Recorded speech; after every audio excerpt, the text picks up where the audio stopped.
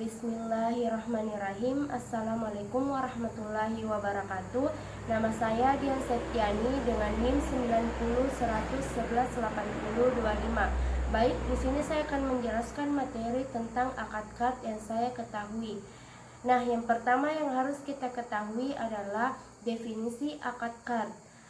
Kad secara terminologi bentuk masdar dari kata qarada al-syai yang berarti memotong sesuatu.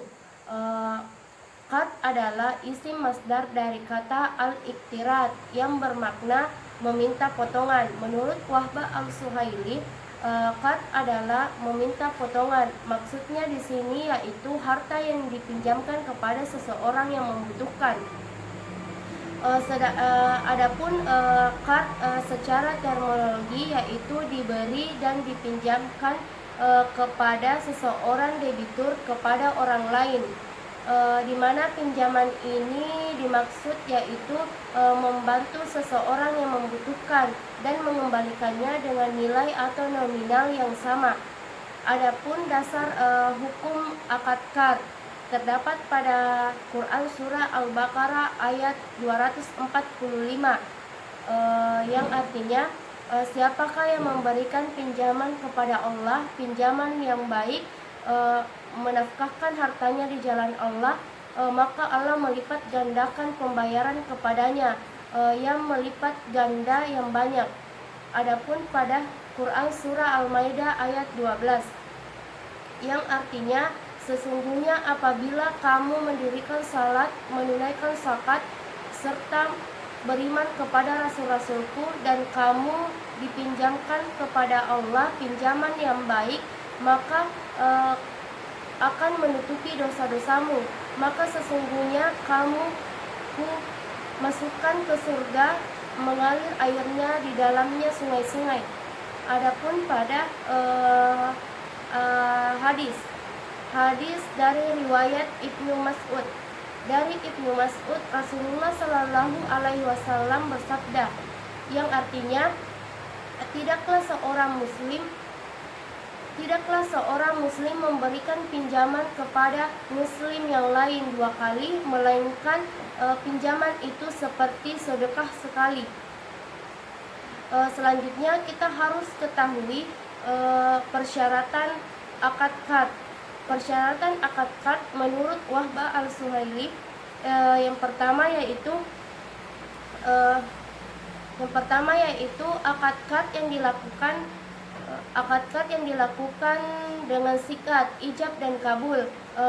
Bentuk akad ini bisa digantikan dengan akad yang lain, seperti akad muathah, akad dengan tindakan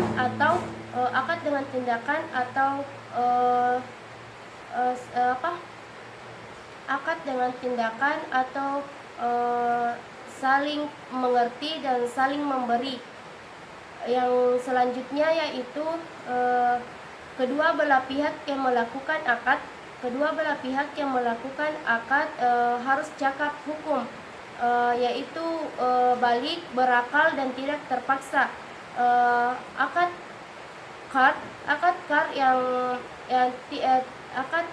Pihak yang melakukan akad qard tidak akan berjalan apabila pihak itu anak kecil, orang bodoh, orang gila dan orang yang terpaksa, maka akad qard ini tidak sah dan hukumnya tidak sah. Selanjutnya yaitu menurut kalangan Hanafiyah, harta yang dipinjamkan kepada seseorang haruslah ada pada padanan di pasar dan padanan nilainya atau miksil. Sedangkan menurut jumhur ulama, harta yang dipinjamkan kepada seseorang bisa harta apa saja yang menjadi tanggungan, yang dapat memberi tanggungan. Selanjutnya yaitu ukuran, jenis, nominal, nilai, dan kualitas barang tersebut atau harta tersebut yang dipinjamkan harus jelas agar dapat memudahkan untuk mengembalikannya. Selanjutnya kita harus ketahui ketentuan akad qard. Yang pertama yaitu pihak peminjam harus mengembalikan sebagaimana waktu yang telah ditentukan kepada kedua belah pihak. Akad qard ini tidak boleh mengulur-ngulur waktu apabila sudah mampu untuk mengembalikan harta yang dipinjam. Dan selanjutnya yaitu di mana akad qard ini tidak memiliki bunga, karena pada awalnya atau pada prinsipnya akad qard ini adalah tolong menolong. Dan yang selanjutnya yaitu di mana pihak yang meminjamkan harta ini dapat memberi jaminan kepada pihak peminjam. Ini disebabkan agar terhindar dari penyalahgunaan akad qard.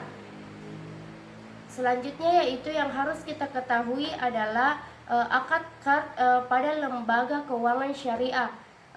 Yang pertama yaitu qard yang diperlukan untuk pemberian dana talangan kepada pihak nasabah yang memiliki deposito kepada pihak bank syariah,